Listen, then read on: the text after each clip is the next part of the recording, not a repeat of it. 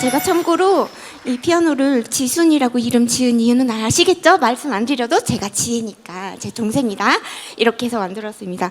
하지만 제가 저의 삶은 테드 이전과 이후로 나뉜다고 항상 설명을 드리고는 합니다. 제가 테드라는 무대에서 그 혁신과 융합을 논하는 자리에서 제 스토리는 바로 제가 우울증에 걸려서 너무너무 힘들었던 과거의 그런 저의 이야기였습니다. 그런데도 불구하고 이 혁신과 전혀 관계가 없는 이야기는 저를 그 이후에 수많은 또 다른 4차 산업혁명과 관련된 컨퍼런스로 연결을 해주었고요. 그러면서 많은 분들과 소통하고 많은 것들을 보고 배우면서 저는 조금씩 그때부터 성장하고 또 공부하기 시작했는지 모르겠습니다. 왜냐하면 매 무대가 저에게는 하나의 과제와 같았거든요. 오늘 같은 무대도 그렇지만 특히 AI를 논하러 갔어요. 근데 거기 있는 사람들은 갑자기 바이올리니스트가 와서 강연을 한대요.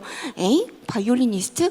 이렇게 보잖아요. 하지만 그런 분들에게 저는 항상 이 미래에 우리 예술이 얼마나 큰 가치를 갖게 될지에 대해서 설득시키고 납득시키는 그런 과제와 같았습니다. 아, 이 사람이 여기 올만했구나 라고 그렇게 해야만 하는 과제와 같이 느껴졌고, 이 숙제를 푸는데 저의 온 시간과 노력을 다 쏟았습니다.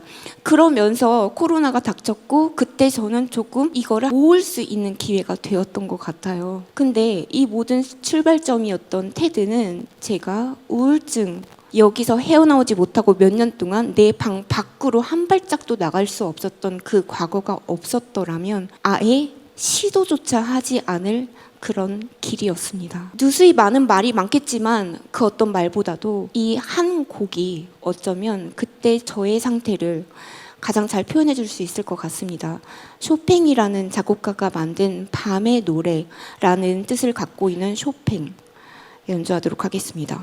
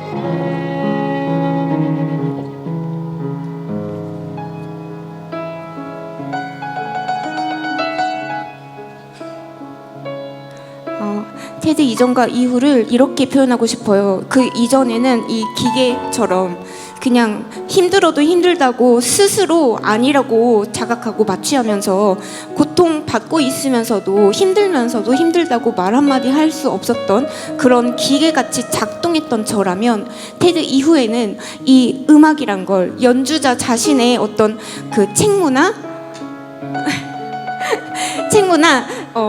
그 역할을 단순하게 연주하는 데서 벗어나서 진짜 나를 당시에 살렸던 게 음악이었거든요.